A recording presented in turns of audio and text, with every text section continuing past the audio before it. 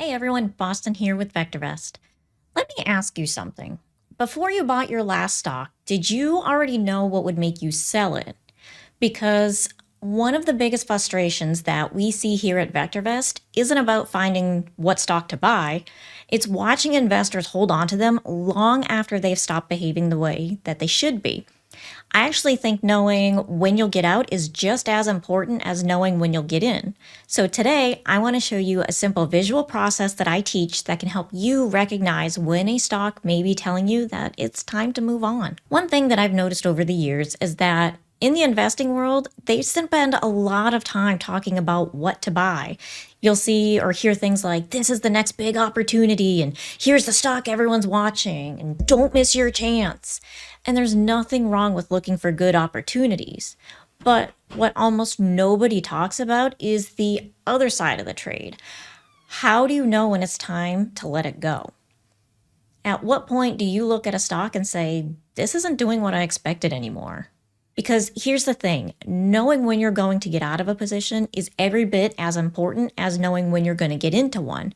And you could even argue that it's more important. Just think about it for a second. If you don't already know what would make you sell a stock, why are you buying it in the first place? It's kind of like taking a road trip, let's say from North Carolina all the way to California. Sure, you know you have to go west, that's the goal. Just like when you buy a stock, you want it to go up. But you wouldn't just jump in the car and start driving. You'd get a map and figure out a route, plug it into the GPS, check the weather, make sure you've got enough gas, pack what you need, and get a plan going before you even leave the driveway. So buying a stock really shouldn't be any different. Before you ever hit that buy button, you should already know what signs you're going to watch for. What would tell you that the trade's still on track? And what would tell you that it's time to change course or get out altogether? Now, there are a lot of different ways that investors answer that question. Some people like to use trailing stops, some like to use percentage stops, ratchet stops, or they've created their own set of rules that they've developed over the years. Today's video is not deciding which method is best. Instead, I want to show you one of the simplest visual processes I know for investors who don't already have a process.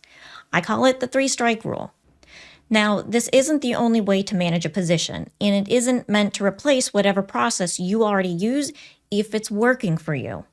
Some investors might decide that 1 strike is enough. Others may wait until there's 2 being met, and some may wait for all 3 before making a decision. The important part isn't the number of strikes. The important part is having a repeatable process instead of making decisions based on emotion. And speaking of emotion, yesterday I was watching one of Glenn's videos and he kept on repeating a phrase that I really liked. He was saying, trade the chart, not your heart. You know what I've heard recently?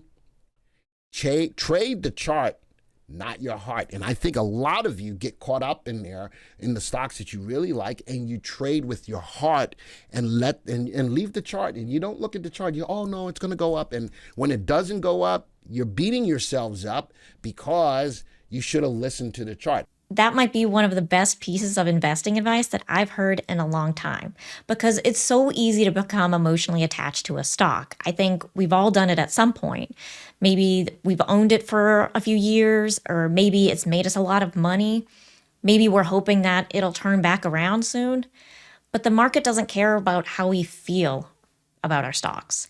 The chart simply tells a story of what the stock is actually doing. A graph is honestly the DNA to the stock. That's exactly what this framework is designed to help with. Instead of making decisions based on our hope and our emotions, we're simply looking for evidence. So let's jump into VectorVest and I'll show you what I mean. We'll start on the watch list, and remember, we're still sorted by our relative timing from the last video.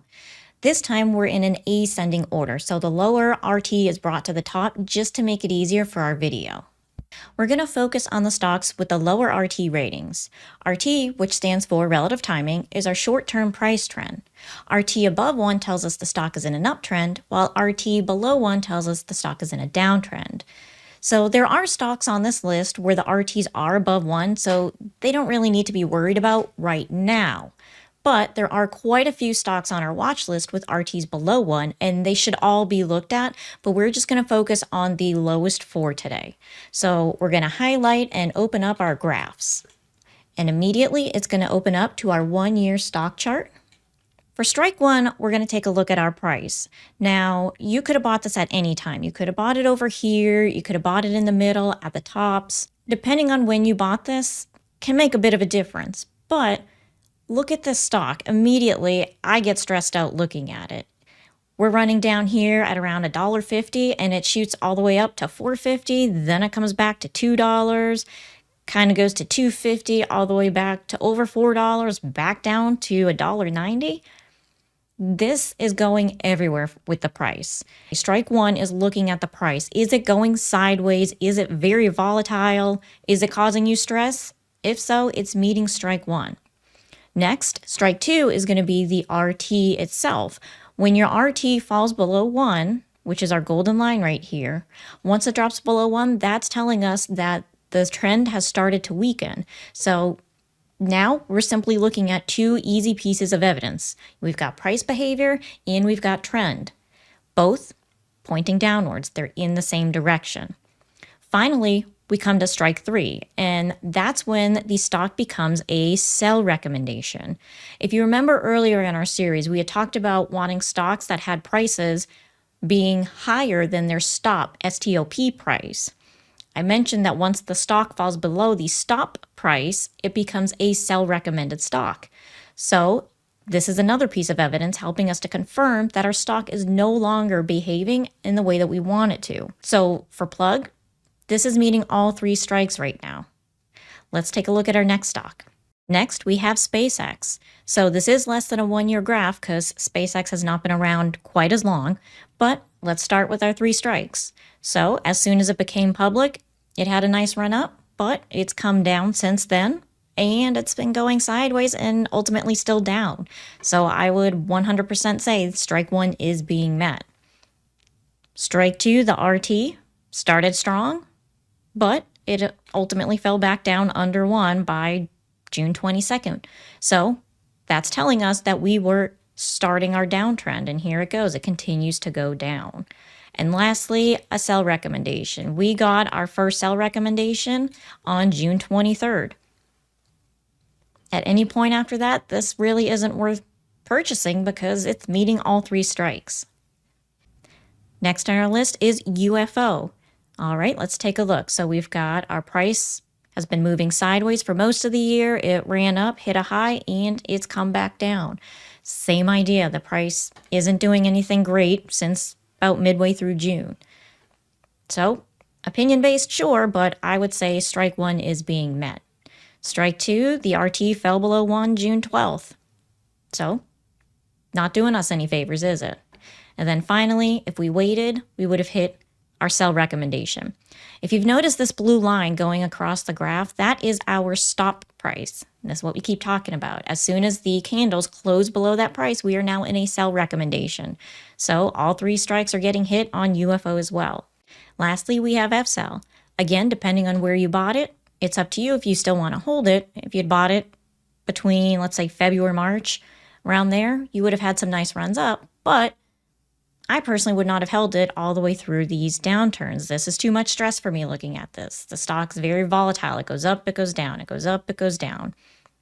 To me, strike 1 is being met. Then we come down for strike 2, and it looks like our RT hit on July 7th. We went RT below 1, once again our gold line. It did come back up, but ultimately it went back down after July 23rd. So strike 2 is being met. But guess what? Strike 3 has not hit yet. We don't have our sell recommendation. So although it's not hit a sell recommendation, you wouldn't necessarily have to wait for all 3 strikes to be met in order to get out. You can still hold on to it, of course, but ultimately you need to have a stop in place somewhere. Now, does this mean that this is the only way to manage a position? Not at all. Some investors are comfortable acting after the first strike. Some like to use 2 of the strikes. Others like to use trailing stops, percentage stops, or completely different rules. The three-strike rule isn't about finding the perfect exit strategy. It's simply a visual framework that helps you build a repeatable process. Because once you've got a process, you are no longer reacting emotionally, and you're simply just following the evidence. Remember, successful investing isn't just about buying great stocks. It's about knowing how you're going to manage them once you actually own them. So have a plan before you buy, stick to the plan. And you'll be making decisions with a lot more confidence instead of relying on your emotion in the moment. Now, over the last few videos, we've talked about how to recognize a good market, how to evaluate your stocks in your watch list, and today, how to recognize when one of your stocks may no longer be helping your portfolio grow. But once you decide it's time to move on from a stock, you've also created an opportunity. You've made room for something stronger to come in. So in the next video, we're going to talk about one of my favorite parts of the process, how to actually find quality stocks to replace the ones that you've sold. Before then, I'd love to hear from you guys again. If you had to find one stock to add to your watch list tomorrow, where would you start looking? Would you start with the news? Would you start with social media, a stock screener, maybe a friend's recommendation? Leave your answer down below in the comments because in the next video, I'm going to show you exactly where I start my search and how VectorVest helps to remove all of the noise from finding your next opportunity. Now, if you're wanting to keep up with our series and you're ready to jump in, go ahead and use the link below in the description box to take a 30-day risk-free trial to VectorVest 7. So that way, in next week's video, you're ready to start finding new quality stocks with us. Thanks so much for watching, and remember, trade the chart, not your heart. I'll see you guys in the next one. Bye for now.